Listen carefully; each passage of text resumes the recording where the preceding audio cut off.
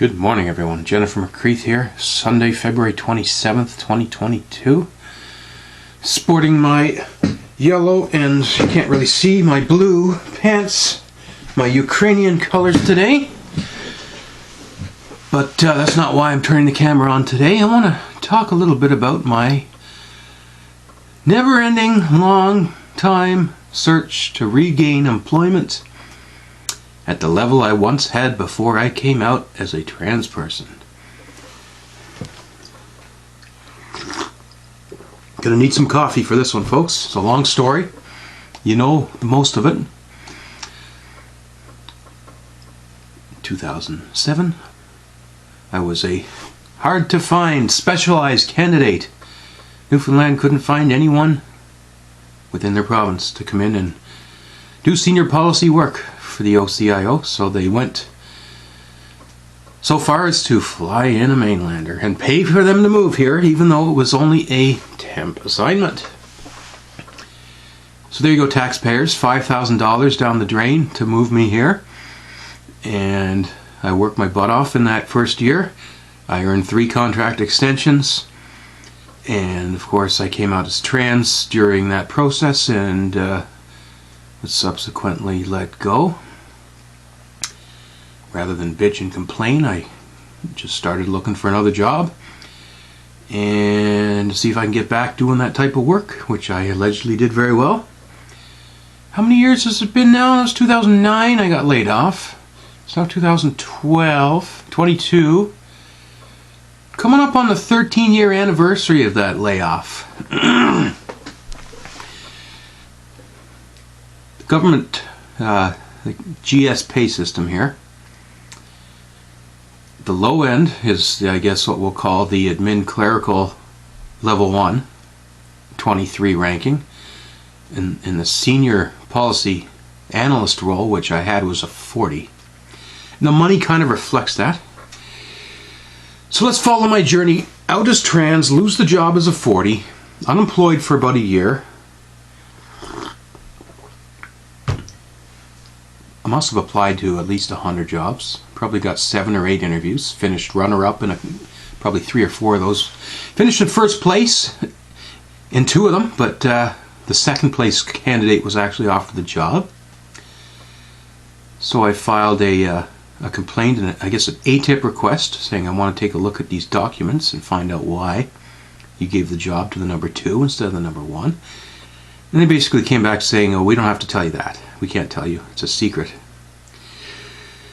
So I managed to grab a 23 job, see my pay go from the 40 level to the 23 level, which is what it is.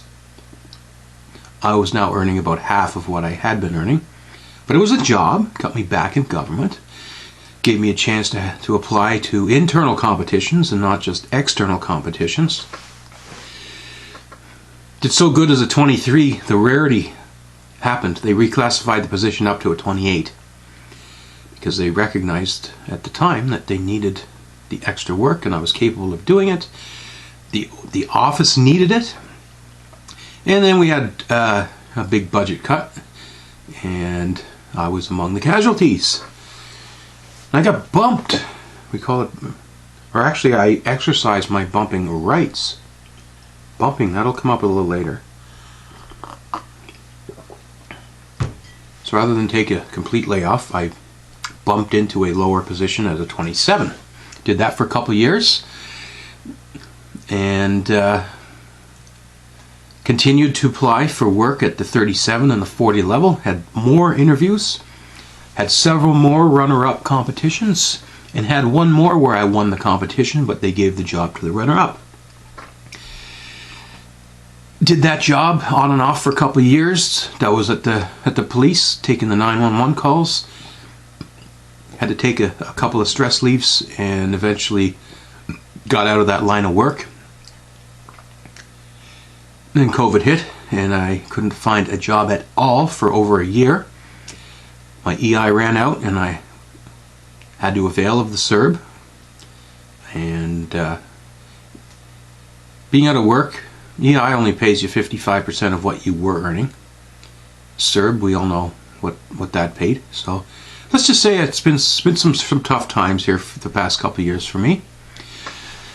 Finally, I managed to secure another 23 job, get back into government. This was last July. And unceremoniously, on a week before Christmas, I was informed I was being bumped out. So from 23 to a 0. Of course, I had 5 more job competitions for work ranging from the 28 to the 40 level. And guess how many of those competitions I was successful in? You got it. 0. So I was out of work for about a month. Luckily, when you're bumped out, you have recall rights. And when the first job within the department that opens up at that same level, you can state your claim. So I did. So I'm back in working as a 23. So fast forward about a month, and I've had another 4 interviews.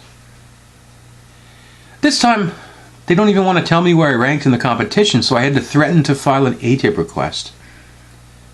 And the ATIP person said, no, you shouldn't have to do that. We can tell you. So I did. I said, listen here, you tell me what the scoop is, or there's going to be problems. I know the minister, and I'll be sending her a letter as well. Of course, they kindly wrote back and told me I was runner-up. So we got 3 more job interviews scheduled over the next week. But this is starting to get ridiculous. Is it fair to waste my time on interviews where I know you're not going to... I know there's something going on. It's going to be tough to prove, but I never had trouble doing well.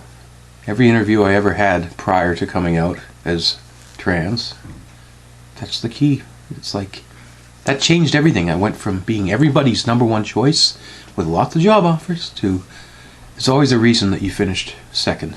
Or even a reason why we're choosing the second place candidate over you. Meanwhile, here I'm working at this 23 job, trying to keep some of the bills paid. Is it really fair to keep taking time off to interview for jobs? Luckily, it's in the union collective agreement. I could spend more time doing job interviews than doing the job. I'm allowed to do it.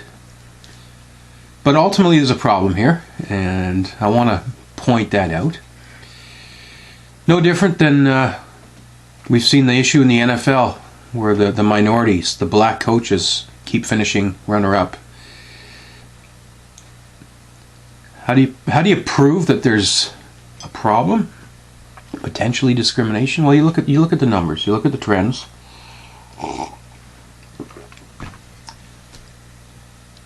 96% of NFL coaches are white, which means 96% of job interviews go to white candidates. However, in the NFL community, it's not all white. It's about 50-50, maybe even more. There's more black players in the league than white players. There's more black assistant coaches.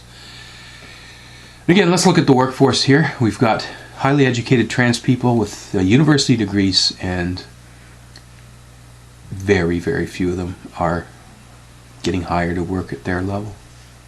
And so we got a problem. It's not good. Not sure I have a solution. I can whine, I can complain, I can put videos on YouTube. Heck, I could start my own protest. I could do a convoy of one. I could go on a hunger strike. I could chain myself to the government door. I don't know. I don't know if that'll get anywhere. What I need is for you people to start talking about this. Tell all your friends. Jennifer McCreath and other trans people in Newfoundland are still getting screwed over when it comes to access to employment. And it's very frustrating because I've done a video like this many times, and I thought by now, 15 years later, we would have come further as a society, but unfortunately, we haven't. The trans community, I think we've actually been a victim of, well, there's other minority groups out there that are also oppressed, but they're getting more airtime. Their grievances are getting the spots on the 6 o'clock news, and we're basically being forgotten about. And part of it's our own fault as trans communities, because we can't seem to get on each other's we can't even work together. Most trans people don't want to talk to each other. They don't like each other. There's conflicting ideas about what priorities should be out there. And a lot of our allies mean well, but they want the sexy type of activism. It's always let's help the youth and let's help the seniors. It's never let's help those in their 40s. But it's getting really frustrating.